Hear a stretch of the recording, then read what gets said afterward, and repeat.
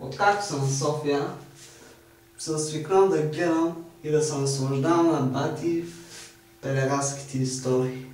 Нещо постанало с друг от тия говена напоследък.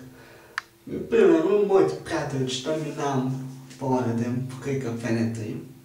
Они ме гледат на кръв, гледаха, викам, аре, путки, елате, тия ни бават. После звънят, ама ти верно си бил на кафето, не на майка и в устата съм и бил. И друг пример, който бих дал за промените в София, е матча България-Англия оня ден. Всички си мислеха, че аз няма хора на матча. Верно, но никой не съм казал, обаче отидох в без сектор. При моите приятелчета. Мислеха, праха се, че не ме познават, обаче са бати путките. Какво ви кажа? Например, близнаците, вземам викат за прост. Пример, те па почнаха да викат бомба, гледам всичко живо за дага пак. Аз тик ми казвам, направо ли нас да се сме покръпен бати жалките истории.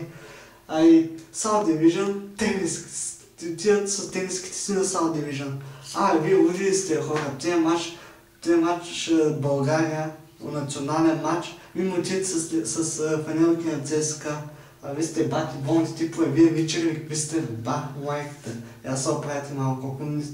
Ако ще мивате на матчове с фанелки на Левски и на национални матчове и ще им пеете за Левски, просто така, че няма ви ми номер, защото сдухват и крит се, че по телефона големите обороти. Виждам, ще щупи, не знам си какво маре, бе. Путки, елате ми повече, аз търся. Виждам, днеска пак го видях, какво днеска бях на халите, гледам как се разкарват и какво, сдухват и нищо. Маре, скачайте. И аз мога само да гледам по телефона, ама ето, аз съм тук, базва няма, какво правя сега? Ненормални истории. Ако имате въобще, то не ако имате, аз не знам дали имате някакъв проблем към мене. Обаче аз съм много голям проблем към вас, защото най-мразя от всичко педерастски истории. Да ми сдухваш, ако имаш проблем, скачаш, ако нямаш, си го поемаш отзаде и двата случая си преба, защото нямаш никакъв шанс. Срещу мен. Говедата, какво е така, но те го останат с тях, защото само Дамянов по принцип не съм го чувал отдавна. То Дамянов пак вика си лай, ще дойдем. И какво стана?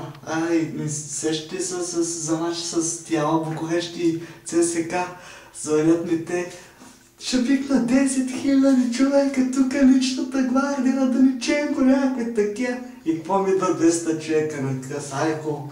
Аз в смисъл не можа да си взема билети, че се помъчиха, ама като видях колко са жалки, какво гледам, бати, аз отивам поне да намажа един-двама да ги прибият, те ми отидат 200 човека на кръст. Аз си ебат майката, такива други на хеликоптерата, знаете колко ги познавам, дете само обичат да прекарат и като стане нещо напечено да сдухват. И така не става.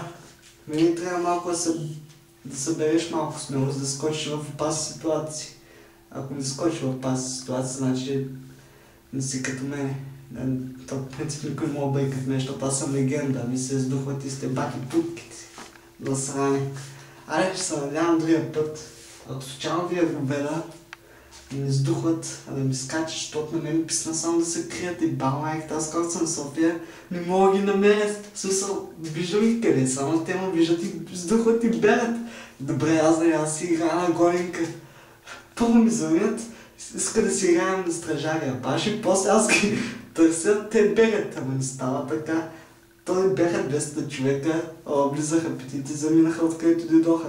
Той не беше на кафенето на Запада, пак гледаха нищо. Той не беше пред халите, къде ли не? HD Boys, какво дебнат на матча 20 човека, ама къде отивате бе, за какво? Я питайте за какво HD Boys духаха, като ме видяха. Дебнат на 20 човека пред блока. Явно са ме видели, те са люболи на хуя. Какво? Слезнах, като ги видях, елате бе, букуци, или какво? Нещо, чакате ли, някой чакате ли, елате бе. Уния сдухаха. Ма така е, говедата си говеда, смело говедо няма, всичко живо е плашило. Заебете. ще ти заговарят полети берети, значи никаква сериозна работа от тях, само знаят да прекарат, да се правят на оборот и да бият чеки на сухо. Това е. Не, аз нямам думи, просто караме тия път, като се видим, като ги видя, може се надявам поне един да ми скочи, но не един, за да се направи кефа и да го прибия.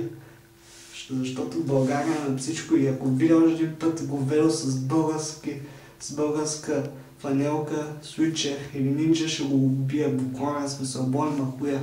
Мразя някой го ведал ми се разкара с нинджа на България, да себе майката.